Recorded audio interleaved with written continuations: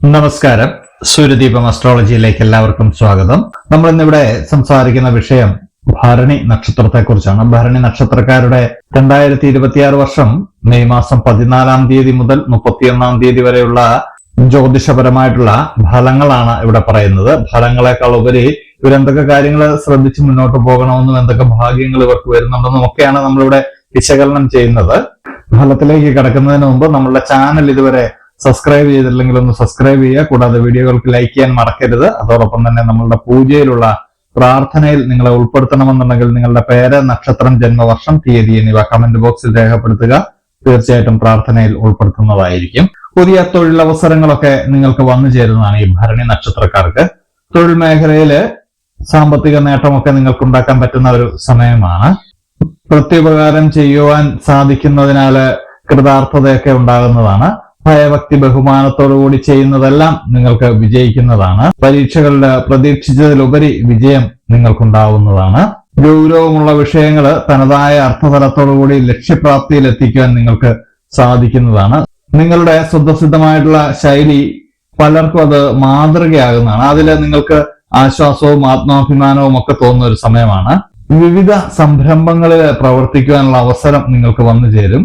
സുഖദുഃഖങ്ങളൊക്കെ ഒരുപോലെ സ്വീകരിക്കുവാനുള്ള ഒരു മാനസിക അവസ്ഥ നിങ്ങൾക്ക് സംജാതമാകുന്നതാണ്. ഒരുപാട് കാലമായിട്ട് നിങ്ങൾക്ക് ഉണ്ടായിരുന്ന സാമ്പത്തിക പ്രശ്നങ്ങളൊക്കെ മാറിക്കിട്ടുന്നതാണ്. സ്വപ്ന സാക്ഷാത്കാരമൊക്കെ നിങ്ങൾക്ക് ഉണ്ടാവുന്നതാണ്. വാഹനങ്ങളൊക്കെ വാങ്ങുവാൻ അവസരം ഉണ്ടാകുന്നതാണ്. നിങ്ങളുടെ ബന്ധുക്കളോ സുഹൃത്തുക്കളോ തമ്മിലുള്ള അഭിപ്രായ വ്യത്യാസങ്ങൾ അല്ലെങ്കിൽ തർക്കങ്ങൾക്കിടയിൽ ഒരു മധ്യസ്ഥത പിടിക്കാനൊന്നും നിങ്ങൾ പോകരുത്. അത് നിങ്ങൾക്ക് അപകടമായി വരുന്ന ഒരു സമയമാണ്.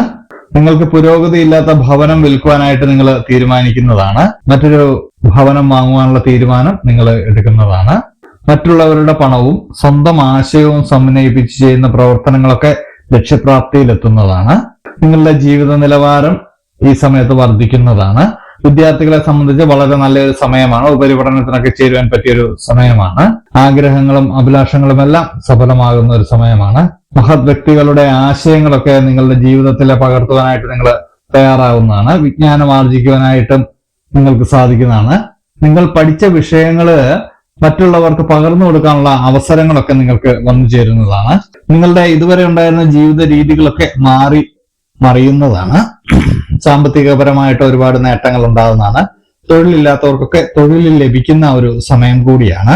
വിവാഹമാകാതിരുന്നവരുടെ വിവാഹ കാര്യത്തിലൊക്കെ ഒരു തീരുമാനമാവുന്നുണ്ട്. ജീവിതത്തെ നിങ്ങൾ പുതിയൊരു കാഴ്ചപ്പാടോടുകൂടി നോക്കിക്കാണേണ്ടതുണ്ട്. ഇതുവരെ ഉണ്ടായിരുന്ന ജീവിത ശൈലിയൊക്കെ മാറ്റേണ്ട ഒരു സമയമായിട്ടുണ്ട്. നിങ്ങൾ മറ്റൊരു ജീവിത രീതിയിലേക്ക് കടക്കേണ്ട സമയമായിട്ടുണ്ട്. നിങ്ങൾക്ക് ഭാഗ്യം വന്നു ചേരുന്ന ഒരു സമയമാണിത്. ഈ സമയത്ത് നിങ്ങൾ ഉണർന്ന് പ്രവർത്തിക്കുക എന്നുള്ളതാണ് നിങ്ങൾ ചെയ്യേണ്ടത്.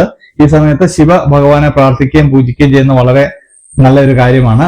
അതുപോലെ തന്നെ അന്നദാനം നടത്തുന്നതും വളരെ നല്ലൊരു കാര്യമാണ്.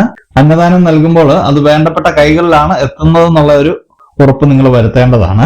അന്യമതസ്ഥരാണ് ഇത് കാണുന്നതെങ്കിൽ അവരവരുടെ മതത്തിൽ വിശ്വസിച്ച് അവരവരുടെ ദൈവത്തിൽ വിശ്വസിച്ച് പ്രാർത്ഥനയോടെ മുന്നോട്ട് പോകുക. എല്ലാ ദിവസവും പഞ്ചാക്ഷരി മന്ത്രം 108 തവണ ജപിക്കുന്നത് വളരെ നല്ലതാണ്. അപ്പോൾ ഇത് ഭരണി നക്ഷത്രക്കാരുടെ ഒരു പൊതുവായിട്ടുള്ള ഫലമാണ്. സ്ത്രീ പുരുഷ ഭേദമന്യേ ഭരണി നക്ഷത്രത്തിൽ പറഞ്ഞ ഏതൊരാൾക്കും അനുഭവവേദ്യമാകുന്ന ഫലങ്ങളാണ്. ഇത് പൊതു ഫലമാണ്. നിങ്ങളുടെ ജന്മസമയം അനുസരിച്ച് ചെറിയ ഏറ്റക്കുറച്ചിലുകൾ ഉണ്ടാവാമെങ്കിലും ഒരു രീതിയിൽ അല്ലെങ്കിൽ മറ്റൊരു രീതിയിൽ ഇത് വന്ന് നിങ്ങൾക്ക് ഭവിക്കുന്നതാണ്.